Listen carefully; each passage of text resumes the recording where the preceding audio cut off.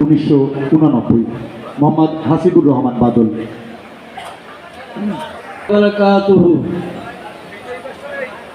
দুদলমৌ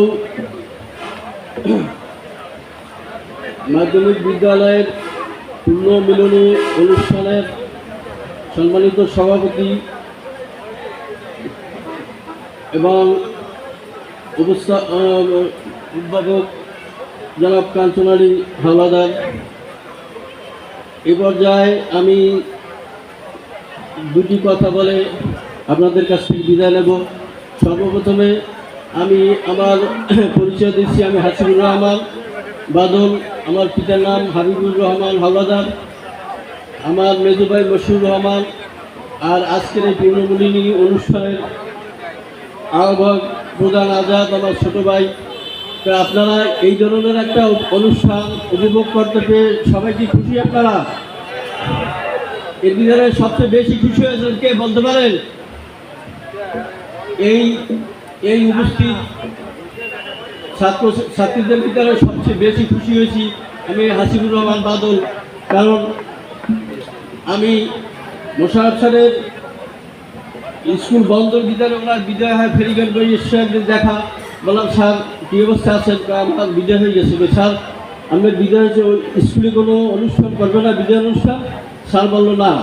তা আমার খুব খারাপ লাগলো। তা আমি এরপরে আমি ঢাকা গিয়ে আমার চাচাতো ভাই ইঞ্জিনিয়ার মাসুদের সাথে আলাপ করলাম।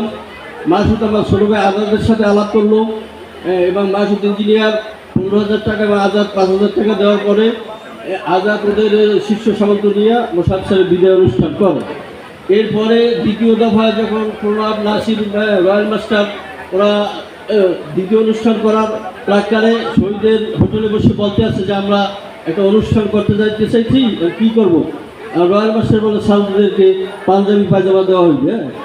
আমি ওদেরকে বললাম যে প্রণবের সাথে তোদের সম্পৃক্ত, তোরা প্রণবকে বল একটা জামা দিলে তোরা কাপড় দিতে হবে, টাকা দেবে প্রচুর, তারপরে 2-4 দিন পরে শেষ হয়ে যাবে।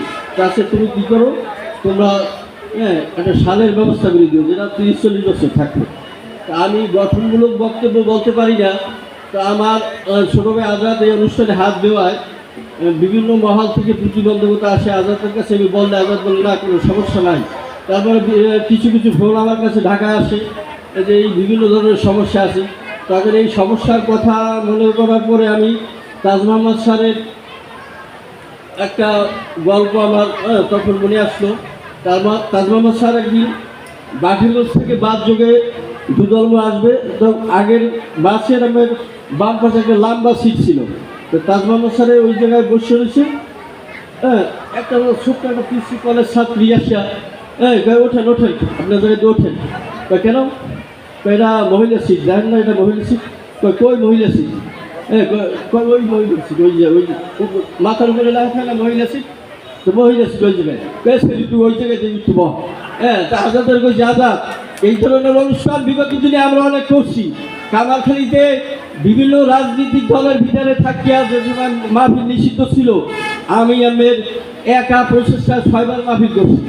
এই নুরুল ম্যাডামকে হাই স্কুলের এই জায়গা নির্মাণে যে প্রতিবন্ধকতা ওনারা আমি লাইব্রেরিতে বলছি যে আপনি টিউনো স্যারের কাছে যে বলেন যে এ জায়গায় একটা ক্লাস চললে কালসন স্যারের মতো ভয়েসের যদি কোনো শিক্ষক থাকে তাহলে এই কণ্ঠের প্রতিধ্বনিতে আমার ক্লাসরুমের 2টা প্রতিষ্ঠানই আমার ধ্বংস হয়ে যাবে। সেক্ষেত্রে আপনি তারা বুঝেই বলেন।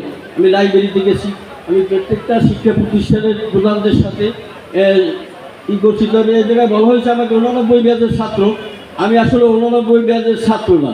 কারণ কি, আমি আমার নানার মাদ্রাসা ছিল, আমার নানা মরুম হাফিজুদ্দিন মাস্টার মাদ্রাসা খুললি ওই জায়গায় লই যেত, আবার যখন মাদ্রাসা বন্ধ হইতে এই জায়গায় তো আমার ব্যাচম্যানের সংখ্যা সবচেয়ে দুদলমৌর বেশি, বুঝলেন।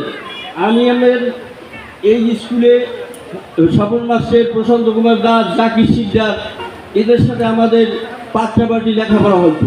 আমরা হচ্ছে 1st 2nd 3rd হইতাম। আমাদের সবচেয়ে শ্রদ্ধার সাথে স্মরণ করতে হয় আমাদের ধর্মীয় শিক্ষক, যিনি আমাকে পণ্ডিত শেখ বলে ডাকতেন। আমি নানার সাথে থাকতাম। আমাদের খালেক হুজুর সাহেব, উনি আমাদের ব্যথাঘাত করতেন হাতের লেখার জন্য। যে মিন্টু শরীফের কথা স্যারে বললো, এই মিন্টু শরীফও আমাদের খালেক হুজুরের অবদান। কারণ খালেক হুজুরের হাতের লেখা, বাংলা হাতের লেখার পরে আবার নিচে উনি লিখে দিতেন স্যারে যেটা লেখা লিখতে ওইটা আমার কাছে যথেষ্ট খারাপ হইতো, তারপরও বেতন বাড়ি থেকে হইতো। স্যার আমাদের ধর্মীয় শিক্ষক উনি অনেক আমাদের জন্য শ্রম দেশে ত্যাগ করছেন। নানু স্যারের মেয়ে বিবাহ দেশে ওই খালেক স্যারের বাড়ির কাছে গাড়ি জমে গেছে, যাইয়ে সবাই হারার হয়। আর খালেক স্যার অত দূর পথ পায়ে হাইটে আমরা এই ক্লাস করতে, নামাজে আমরা উপস্থিত থাকতাম কিনে দেখতো, হাতের লেখা আমরা আনছি কিনে দেখতো। এখন আমি গত প্রশাসনের অনুষ্ঠানে বলছিলাম যে বেতের লাঠি হারিয়ে গেল, লেখাপড়া কই, ছাত্ররা রাস্তাঘাটে ঘরে নাই কো বই। এদিকে আমরা আমার ভাই মশিউর রহমানকে আমরা লেখাপড়া করতে দেখছি মাদ্রাসায় মশার কামড় খাইয়া, প্রতিযোগিতামূলক লেখাপড়া করতে। শাহিন ওই হাবিব স্যারেদের ব্যাচের সময় তারা চোখে সরিষার তেল এবং বোম্বাই মরিচ ভাঙ্গিয়া পড়তো।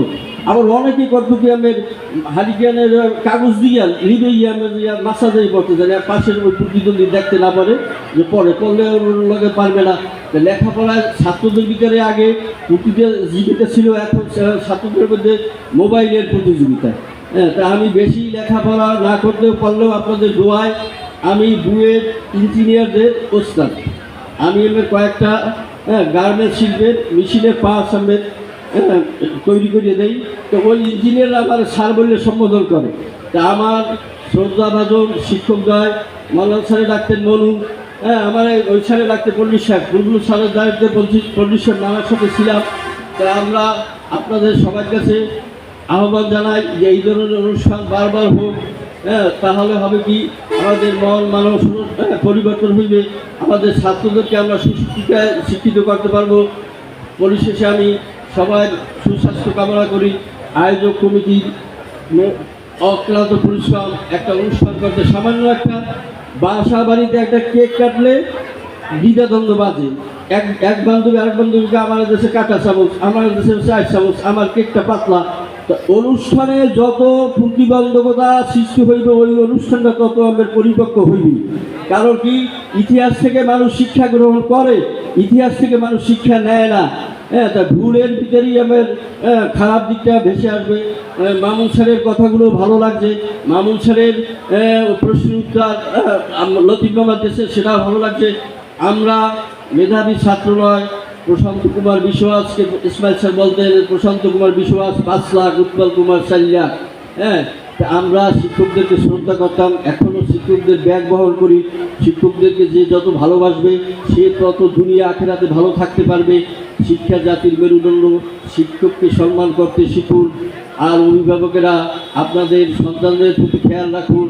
মোবাইলে আমার ছেলে শেষ, আপনার ছেলে শেষ, একদিন দেখবেন যে সমাজ থেকে এই দুর্গম গ্রাম শিক্ষার এত ফুলঝুরি পেয়েও যে জায়গায় 9টা শিক্ষা প্রতিষ্ঠান, 16টা জামে মসজিদ, 2টা সাইকোলজি সেন্টার, 4টা মিনি সহবাজার, এখানের মানুষ এখন সেই আর আগের কালের মতো নয়।